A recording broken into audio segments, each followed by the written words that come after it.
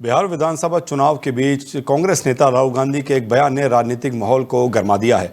जातीय प्रतिनिधित्व के मुद्दे पर बोलते हुए राहुल गांधी ने भारतीय सेना का उदाहरण देते हुए कहा कि देश की केवल 10% आबादी ही सेना को नियंत्रित करती है। उनके इस बयान ने सियासत में बवंडर खड़ा कर दिया है। राहुल गांधी का आशय समाज में असमान प्रतिनिधित्व को रेखांकित करना था, लेकिन उनके शब्दों को लेकर भारी विवाद खड़ा हो गया है।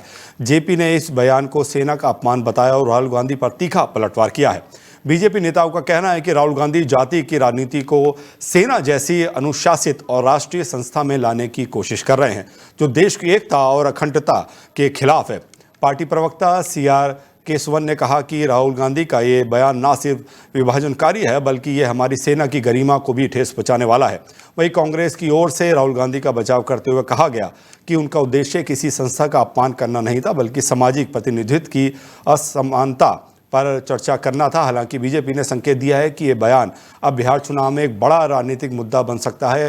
कुल मिलाकर राहुल गांधी के इस बयान ने चुनावी सरगर्मी के बीच नया विवाद खड़ा कर दिया है, जहां एक ओर इसे सामाजिक सच्चाई कहा जा रहा है तो दूसरी ओर देश की एकता पर हमला बताया जा रहा है। और इस खबर पर जुड़ रहे हैं हमारे managing editor doctor Ramesh Thakur.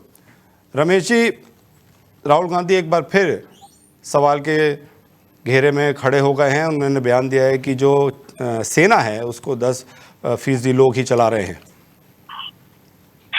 नहीं, देखिए, सेना के ऊपर सवाल नहीं उठाना चाहिए और सेना है तो हम लोग सुरक्षित हैं और उनका कहने का कुछ तात्पर्य अलग है, उसको हमें समझना चाहिए। उनका कहने का मतलब ये है कि जो सेना की विंग है और सेना की जो ताकत है वो भारत के गिने चुने 10% ऐसे लोग हैं, जिसमें नेता हैं, जिसमें ब्यूरोक्रेट हैं, जिसमें पहुंच वाले लोग हैं, जिसमें उद्योगपति हैं, उनके ही सुरक्षा के लिए वो तैनात हैं।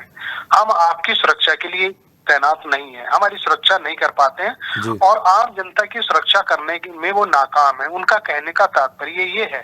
अब आपको पता है आलोक जी, जो पॉलिटिशियन जब बड़ा होता है उसके मुंह से जब कोई बयान आता है तो उसके गलत मायने विपक्ष भी निकालता है, सत्ता पक्ष भी निकालता है, मीडिया भी निकालता है, अलग तरीके से निकालता है।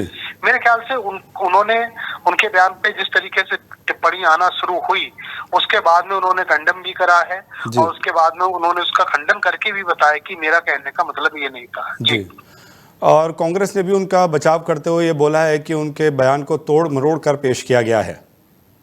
हाँ, मैंने वही कहा ना और जिस तरीके से बड़ा व्यक्ति, बड़े कद का औहदेदार, कदावर नेता जब कोई कहता है तो उसके मायने निकालते हैं और निकाले जाने चाहिए भी। अब क्या है, जिस तरीके से सत्ता पक्ष में आपको पता है राहुल गांधी और बीजेपी में हमेशा 36 का आंकड़ा रहा है। उनके मुंह से कुछ भी निकला हुआ गलत तरीके से प्रेजेंट किया जाता है, गलत तरीके से प्रचारित करा जाता है। और वही इधर है, जब प्रधानमंत्री नरेंद्र जी बोलते हैं, नरेंद्र मोदी जी, तो उनके बयान को भी कमोबेश ऐसे ही लिया जाता है।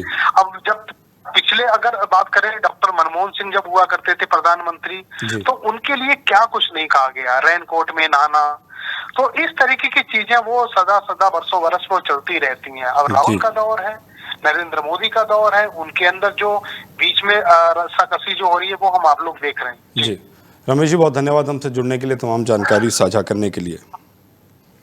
तो आपको बता दें, राहुल गांधी के बयान को तोड़ मरोड़ कर पेश किया गया है, ऐसा बचाव करते हुए कांग्रेस नजर आई है। उन्होंने कहा है कि बीजेपी ने उनके बयान को गलत तरीके से पेश किया है।